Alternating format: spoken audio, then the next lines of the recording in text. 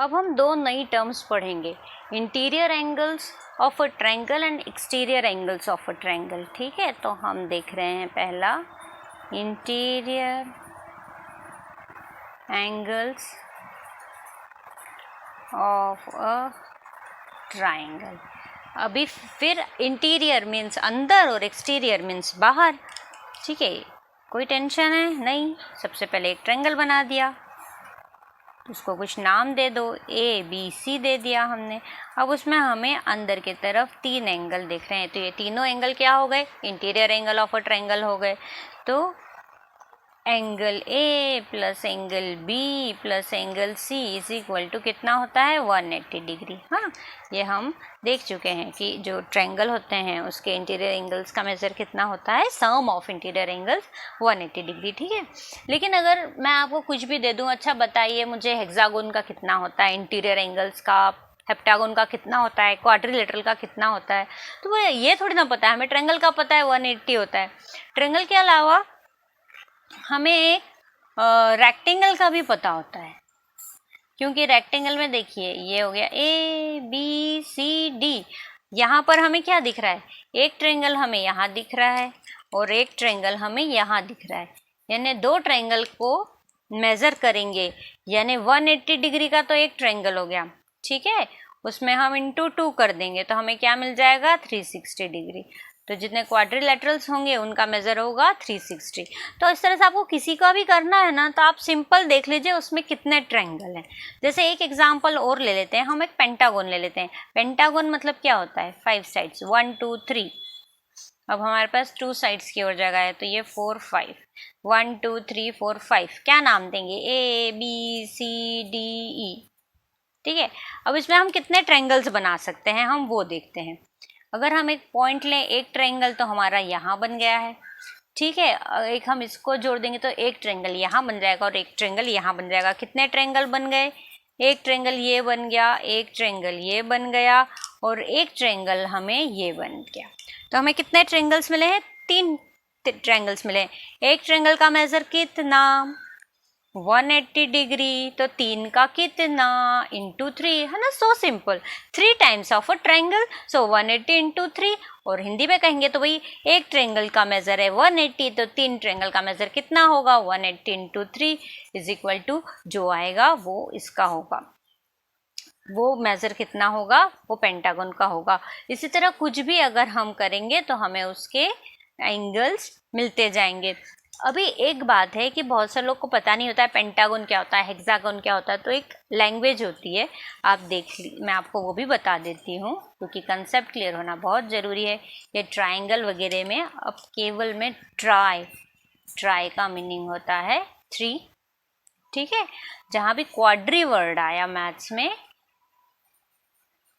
Okay, quadri का मतलब होता है 4, then penta means 5, okay, hexa means 6, then hepta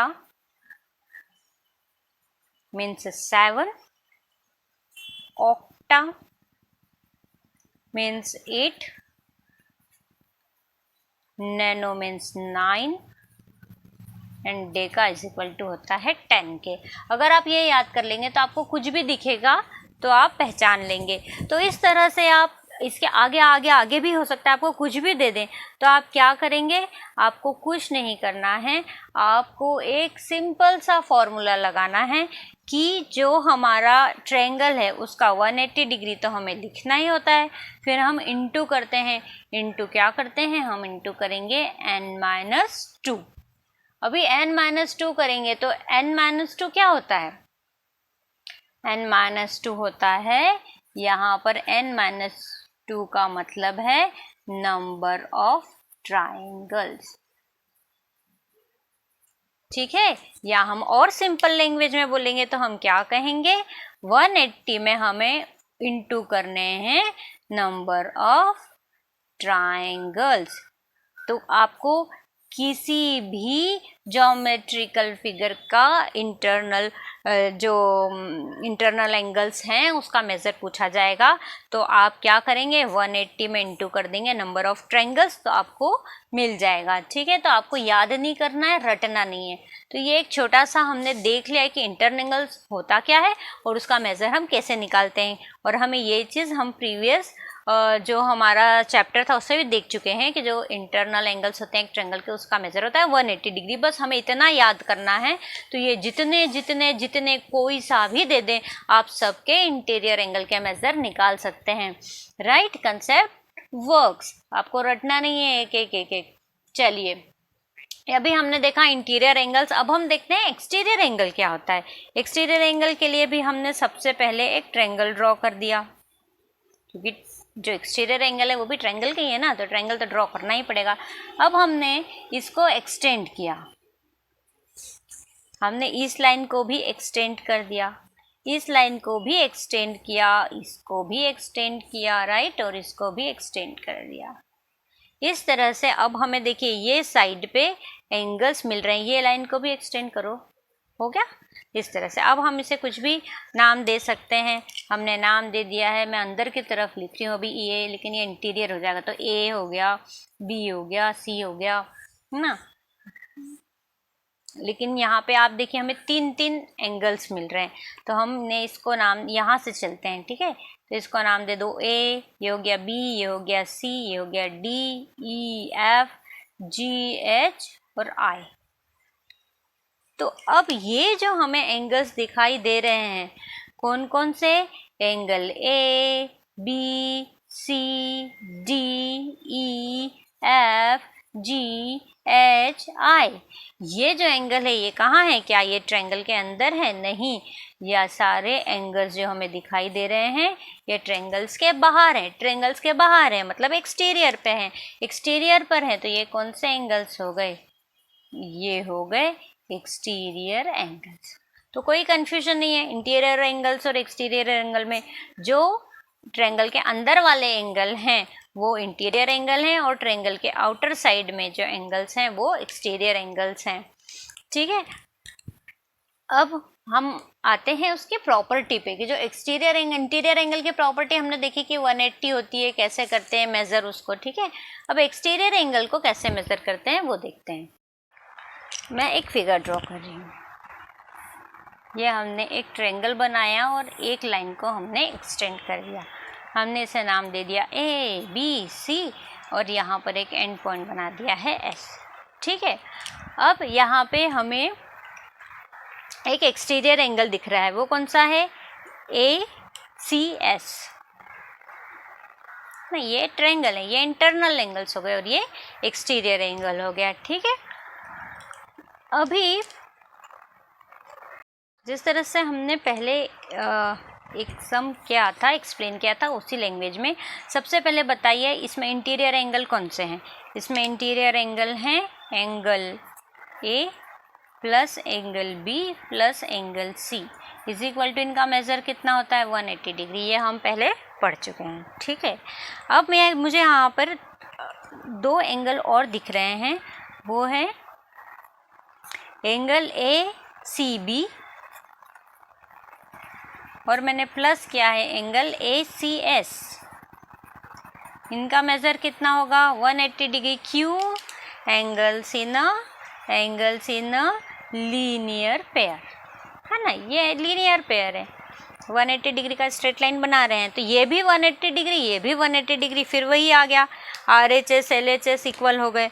तो फिर अब हम क्या लिख सकते हैं? हम लिख सकते हैं angle A plus angle B plus angle C बराबर होगा angle A C B plus angle A C S के। राइट है, अब ये जो एंगल ए बी सी हैं इसमें अब हम कुछ कैंसिल कर सकते हैं। क्या कैंसिल कर सकते हैं? हम यहाँ पे देखिए ये एंगल ए सी बी ये वाला एंगल है, और ये हमारा जो एंगल सी है वो भी एंगल ए सी बी है। तो हमने जैसा लास्ट ईयर पूरा एक्सप्लेन किया था कि कैसे करते हैं, तो ये दो एंगल हमने कैंसिल कर दिए। अब हमें क्या मिल गया? Angle A plus angle B is equal to angle ACS। यानी अब हम इसको डायग्राम के थ्रू समझेंगे कि एंगल ए में प्लस करेंगे एंगल बी का तो हमें एंगल ACS मिलेगा। हाँ, हमें रटना नहीं है। अच्छा, ये जो एंगल है C, कौन सा, ACB, और एंगल ACS, ये तो एडजेसेंट एंगल है ना, इक्वल लाइन पे है, दो है, इंटीरियर शेयर नहीं कर रहे हैं, कॉमन आर्म शेयर कर रहे हैं, तो एडजेसेंट एंगल है। लेकिन ये कैसे एंगल हैं, अगर हम वही सिंपल लैंग्वेज समझें, ये जो हमारे एक्सटीरियर एंगल से हैं उससे ये एंगल और ये एंगल कैसे हैं, बहुत दूर हैं। बहुत दूर हैं को हम इंग्लिश में क्या बोलते हैं, रिमोट एरियाज़ बोलते हैं ना, जो दूर के एरियाज़ होते हैं उन्हें रिमोट एरियाज़ बोलते हैं। तो ये कैसे हैं, दूर के एंगल हो गए, तो हम इसे क्या कहेंगे, रिमोट एंगल। और ये रिमोट एंगल कैसे हैं, इंटीरियर साइड पे हैं। तो हम यहाँ लिख देते हैं कि एंगल जो ACS हैं उसके angle A and angle B कैसे एंगल हैं, वो हैं रिमोट इंटीरियर एंगल्स। ठीक है, वो इसके क्या हैं, वो हैं remote interior angles.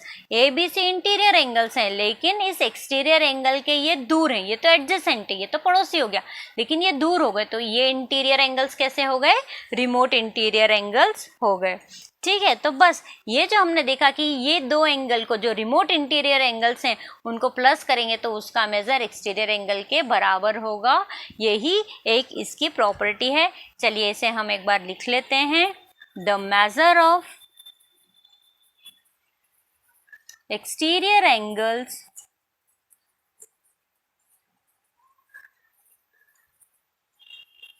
the measure of exterior angle of a triangle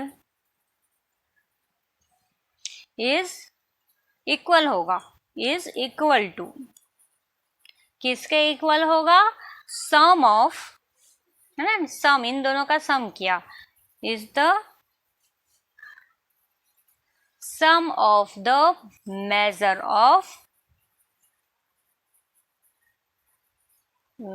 of its remote interior angles। अभी हमें कुछ याद करना है, इसमें बुकिश लैंग्वेज है तो भी कुछ याद करना है। हमें पता है रिमोट इंटीरियर एंगल्स के सम के बराबर होगा, क्या होगा, मेजर ऑफ एक्सटीरियर एंगल। आप लिख सकते हैं।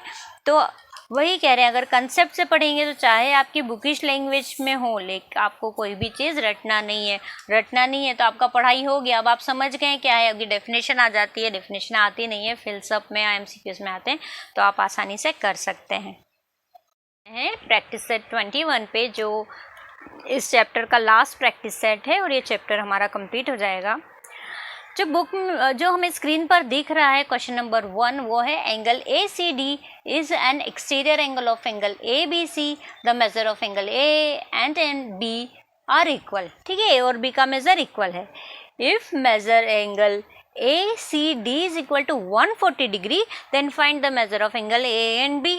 कितना इजी है, 180 डिग्री हमें दिख रहा है कि एक्सटीरियर एंगल का बना हुआ है, तो इन दो का हमें करना है। और अभी हमने प्रॉपर्टी देखी, हम क्या लिख सकते हैं कि angle A plus angle B बराबर होता है एक्सटीरियर एंगल ACD के। ठीक है, ACD का मेजर हमें दे दिया है, कितना है, 140 डिग्री। तो 140 डिग्री और ये गिवन है कि एंगल A बराबर है एंगल B के, तो हम इसे एंगल A एंगल B बराबर है, तो हम इसे 2 एंगल A लिख सकते हैं ना, लिख सकते हैं। एंगल A बराबर है एंगल B के, तो एंगल B को हमने एंगल A लिख सकते हैं ना, तो angle A is equal to angle A, क्योंकि एंगल B और एंगल A का मेजर बराबर है, तो ये क्या हो जाएगा, 2A हो जाएगा। तो A इज इक्वल टू कितना होगा, angle A is equal to 140 degree. अभी ये देखिए इनटू में है, इक्वल के ये साइड जाएंगे तो डिवीजन में चला जाएगा, और आंसर आ जाएगा 70। एंगल A अगर 70 डिग्री का है, और हमें पता है एंगल A एंगल B दोनों बराबर के हैं, तो एंगल B भी कितना होगा, 70 डिग्री होगा। ये रफली अभी हमने कुछ देखा नहीं है कैसे लिखना है, क्या लिखना है, पर हमारा कंसेप्ट उतना क्लियर था, उस बेस पे हम इसको सॉल्व कर सकते हैं। ठीक है, अब हम देखते हैं कि इसको सिस्टमेटिकली कैसे लिखेंगे। हम लिखेंगे angle A plus angle B is equal to angle A C D. आप कुछ भी लिखेंगे तो मैथ्स बोलता है क्यों। तो अब जो हम इस एक्सरसाइज में वर्ड डालेंगे वो है क्योंकि एक्सटीरियर एंगल प्रॉपर्टी से हमें पता लगा था कि जो रिमोट इंटीरियर एंगल्स हैं उनका मेज़र करेंगे, उसको प्लस करेंगे तो हमें मेज़र ऑफ एक्सटीरियर एंगल मिलता है। तो ये कौन सी प्रॉपर्टी होगी? एक्सटीरियर एंगल प्रॉपर्टी होगी। अब जैसा मैंने वहाँ बताया था कि अब आप बोलेंगे 2a कैसे हो गया, क्योंकि a और b बराबर है, इसे हमने 2a कर दिया ना, इज इक्वल टू 140 डिग्री हमें गिवन है। तो angle a is equal to 70 degree कैसे आया? ये इनटू में था, डिवीज़न में गया है ना। ये सारा एक्सप्लेन कर चुके हैं। और लास्ट में जब हम सॉल्व कर देते हैं हमें क्या लिखना होता है? हैंस, और जो क्वेश्चन हो लिख देंगे hence measure of angle A and B are 70 degrees, okay, respectively. तो इस तरह से हमारा क्वेश्चन नंबर 1 कंप्लीट होता है। अब क्वेश्चन नंबर 2 को देखते हैं। Using the measures of angles given in the figure alongside, find the measure of the remaining 3 angles। हमें 3 एंगल का मेज़र दिया है और 3 एंगल का मेज़र निकालना है। इसको हम एक बार ड्रॉ कर लेते हैं, ठीक है। ये इस तरह से हमने ड्रॉ की थी, 2 लाइन इंटरसेक्ट करती हैं। अब इसमें एक लाइन और है जो इंटरसेक्ट कर रही है। इस ये वाले एंगल का मेज़र है 8y, ठीक है। ये वाले का मेज़र है 6y और यहाँ पर है 4y। इनको हम नाम दे देंगे अब A, B, C, D, E और F। ये सारे एंड पॉइंट्स हैं, ठीक है। और ये जो पॉइंट ऑफ इंटरसेक्शन है इसका नाम दे दिया है O। ये भी कंसेप्ट से ही देख लीजिए, ये 6y है, ये अपोजिट एंगल हो गया, तो ये भी 6y हो गया। ये 4y है, उसका अपोजिट हो गया 4y। ये 8y, इसका अपोजिट हो गया 8y। तो 3 एंगल हम बहुत ही आसानी से निकाल सकते हैं, ठीक है। अब बस आपको क्या कहेंगे? Vertically opposite angle, vertically opposite angle. चलिए मैं लिख देती हूँ। क्या लिखेंगे? Angle BOC is equal to angle FOE is equal to 4y। क्यों भाई? है ना, क्यों? तो वो पूछेंगे, अगर आप क्यों का जवाब नहीं देंगे आपके मार्क्स एग्जाम में कट जाएंगे। तो वर्टिकली अपोजिट एंगल्स, आपको ये VOA नहीं लिखना है, वर्टिकली अपोजिट एंगल्स लिखना है। और ये क्यों जो है ये सबसे इम्पोर्टेंट है लिखना। अगर ये नहीं लिखेंगे तो मार्क्स कट जाएंगे, क्योंकि आपको लगेगा आप तो रट के आए हैं कि ये हमें ऐसा लिखना है, आपको ये तो पता ही नहीं है कि क्यों है। तो ये जो लिखना है वर्टिकली अपोजिट एंगल, ये बहुत ज़रूरी है। नेक्स्ट लाइन में हम क्या लिखेंगे? एंगल EOD इक्वल होगा एंगल AOB के कितना होगा? 8y। पर क्यों? फिर हम लिख देंगे वर्टिकली अपोजिट एंगल्स, ओके। अब थर्ड एंगल जो हमें दिया है वो है एंगल AOF। वो किसके बराबर है? एंगल COD के। क्यों है? कितना है? 6y। क्यों है? Vertically opposite angles. अब एक टर्म और हम यूज़ करते हैं बार बार, वो क्या होता है? Linear pair angles. तो कौन कौन से हैं इसमें? Angle AOB plus angle BOC plus angle COD is equal to 180 degree. कौन कौन से एंगल 180 डिग्री हैं? यहाँ पे भी हम देखते हैं AOB plus angle BOC plus angle COD, यानी ये वाली लाइन के सारे एंगल का मेज़र कितना है? 180 डिग्री है। अब यहाँ हम सबकी वैल्यू पुट करते हैं। एंगल AOB कहाँ दिख रहा है? यहाँ दिख रहा है, उसका मेज़र कितना है? 8y। प्लस हमने एंगल BOC लिखा है, BOC कहाँ है? यहाँ है, उसका मेज़र कितना है? 4y। प्लस एंगल COD कहाँ दिखाई दे रहा है? यहाँ दिखाई दे रहा है, उसका मेज़र कितना है? 6y इज इक्वल टू कितना होगा? 180 डिग्री। तो 8 plus 8y plus 4y plus 6y is equal to 18y, ठीक है। 6 plus 4 10, 10 plus 8 18, 18y is equal to 180 degree. अभी हम y को दूसरी साइड ले जाएंगे तो y इज इक्वल टू 180, ये इनटू में है तो इक्वल के ये साइड जाके किस में हो जाएगा, डिवीजन का हो जाएगा। तो 18 divided by 180 is equal to 10, तो y इज इक्वल टू आ गया है 10 डिग्री। जब हमें y की वैल्यू पता लग गई है तो अब हम y की वैल्यू पुट करके सारी वैल्यूज निकाल सकते हैं। हमारे पास 3 वैल्यूज हैं, कौन कौन सी हैं, एक है 4y, तो यानी 4 इंटू 10, दूसरी है 8y, 8y मीन्स 8 इंटू 10, और तीसरी है 6y, 6y is equal to 6 into 10। ठीक है, 40, 80 एंड 60, क्या मिल गया हमें, 40, 80 एंड 60। तो बस सबकी वैल्यू लिख दी, आ गई। अब हम क्या लिख देंगे, हेंस। हेंस क्या, जो भी एंगल पूछे हैं इसका सबका मेजर है, तो hence angle O A B is equal to 8y वाला आंसर है 80, है ना। C O D is equal to 60। अब ये इसका अपोजिट एंगल, सॉरी मैं फिर से लेती हूँ। तो हमें सबकी वैल्यू आ गई है, 8y की 80 है, 6y की 60 है और 4y की 40 है। तो A O B is equal to 80, B O C is equal to कितना, 40, क्योंकि ये वर्टिकली अपोजिट एंगल्स हैं। फिर C O D is equal to 60, D O E कितना, 8y का अपोजिट एंगल है तो 80। Now A O F is equal to 40 and F O A is equal to 60, क्योंकि ये 6y का अपोजिट एंगल है।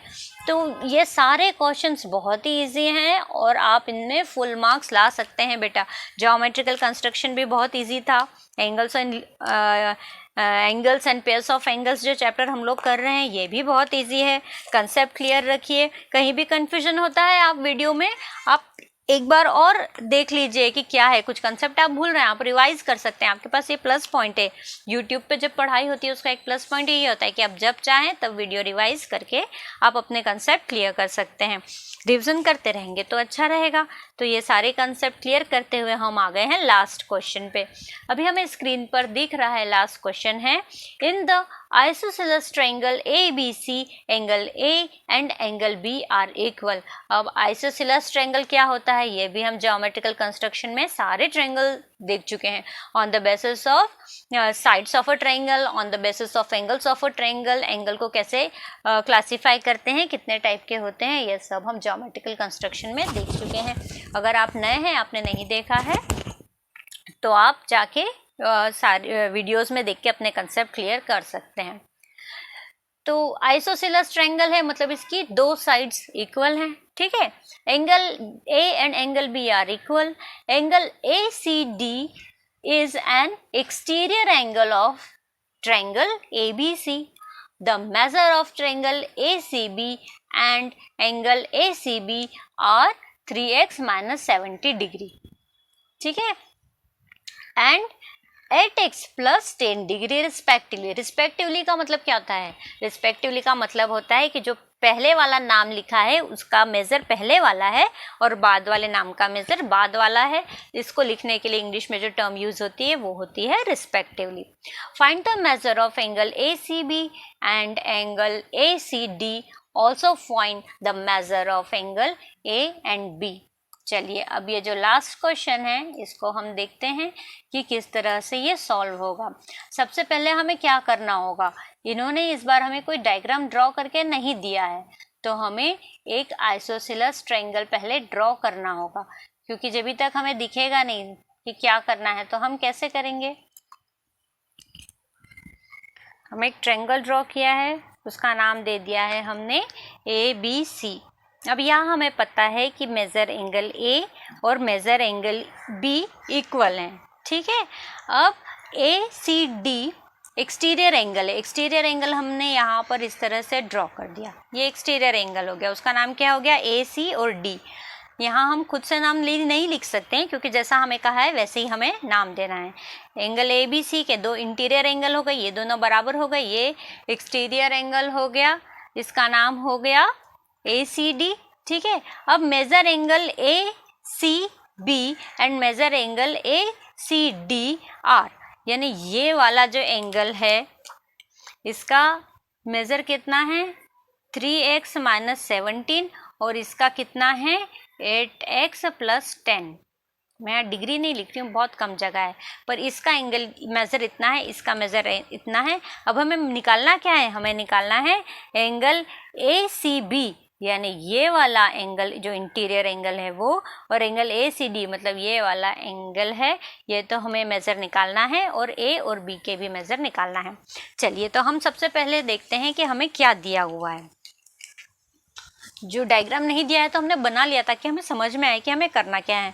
हमें गिवन है एंगल ACB = 3x - 17 डिग्री और एंगल ACD = 8x + 10 डिग्री।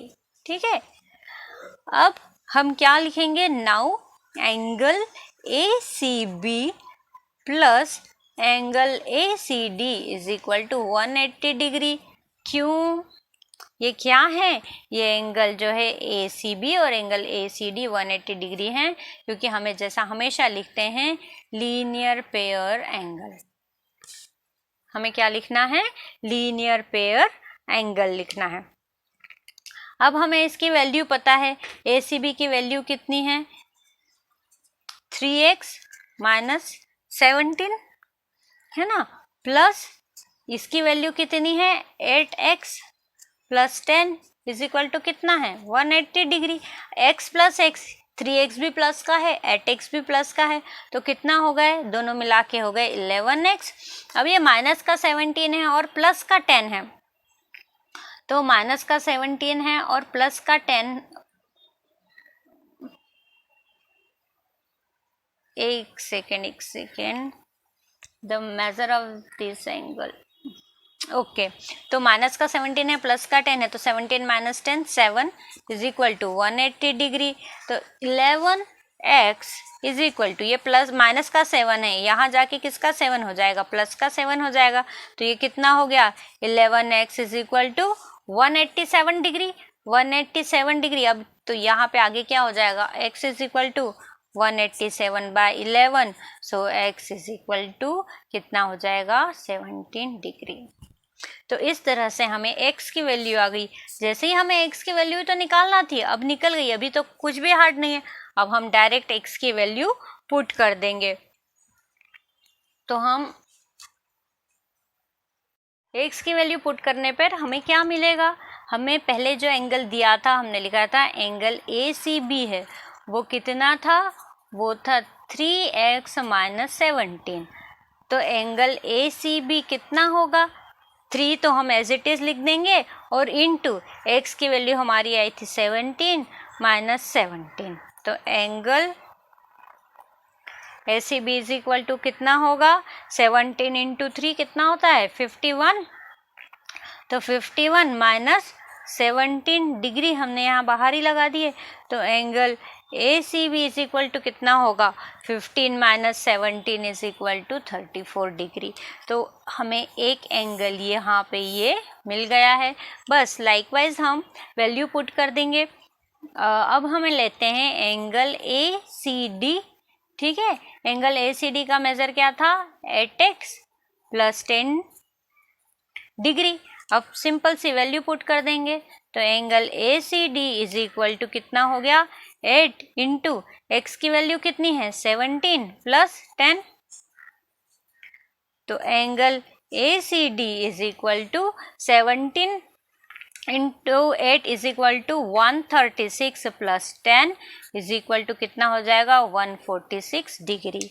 तो हमारा ACD का वैल्यू कितना आ गया, 146 डिग्री। ठीक है, इसी तरह बस वैल्यू पुट करना है और निकलता जाएगा। अब हमें एंगल A और B का भी उन्होंने पूछा था मेज़र, वो भी हम बता देते हैं कि कैसे होगा। तो सबसे पहले वही मैं आपको डायग्राम शो करती हूँ।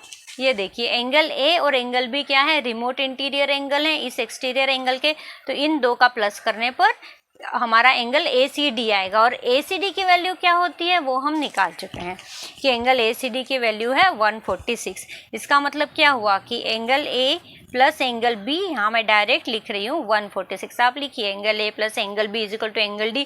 और क्यों, उसका रीज़न आपको फिर से देना होगा कि वो एक्सटीरियर एंगल प्रॉपर्टी की वजह से। ये हो गया। अब हमें पता है कि ए और बी दोनों बराबर हैं। जब दोनों बराबर होते हैं हम दोनों को 2 एंगल ए कर लेते हैं, क्योंकि दोनों का मेजर बराबर है, इज इक्वल टू 146 डिग्री। तो angle A is equal to 146, ये 2 और एंगल ए इनटू में है तो इक्वल के ये साइड जाके डिवीजन में चले जाएंगे। तो 146 divided by 2 is equal to 73 degree. अगर एंगल ए का मेजर 73 डिग्री है तो एंगल बी का मेजर भी 73 डिग्री ही होगा, क्योंकि वो दोनों बराबर हैं। और लास्ट में हम लिख देंगे हैंस। और जो क्वेश्चन में जितने एंगल पूछे हैं सारे एंगल्स के नाम लिख दीजिए, उनके मेजर लिख दीजिए और लास्ट में क्या वर्ड डाल देंगे, रिस्पेक्टिवली। रिस्पेक्टिवली का मतलब होता है कि जिस सीक्वेंस में हमने एंगल्स के नाम लिखे हैं उसी सीक्वेंस में हमने उसके मेजर लिखे हैं। इस तरह से हमारा ये जो चैप्टर है angles and pairs of angles complete होता है। हमने बहुत ही कंसेप्टिव इसमें पढ़ा है। और देखिए, जैसा मैंने कहा था कि जब भी पढ़ा रहे हैं तो बहुत ध्यान से पढ़िए, क्योंकि सारे कंसेप्ट आपको आते जाएंगे। और ये 10th तक तो क्या आप आगे तक भी पढ़ेंगे तो बेस यही रहेगा। तो अभी हमने देखा कि जो हमने ज्योमेट्रिकल कंस्ट्रक्शन पढ़ा था उसके कितने कंसेप्ट हमें अभी इसी लेसन में हमें काम में आए। सो बच्चों, ऑलवेज रिमेंबर कंसेप्ट वर्क्स, पढ़ते रहिए। और अगर आपको वीडियो पसंद आ रहा है तो प्लीज़ लाइक कर दीजिए। चैनल को सब्सक्राइब अगर अभी तक नहीं किया है या आप चैनल पर नए हैं तो प्लीज़ सब्सक्राइब कर दीजिए। और जिन्होंने सब्सक्राइब किया है वो बेल आइकन प्रेस करके ऑल पर क्लिक कर दीजिए, ताकि जब भी मेरा नया वीडियो अपलोड हो तो आपको उसका एक नोटिफिकेशन मिल जाए कि इजी क्लास लर्न इजी का वीडियो आया है। ओके, बाय, मिलते हैं नेक्स्ट वीडियो में।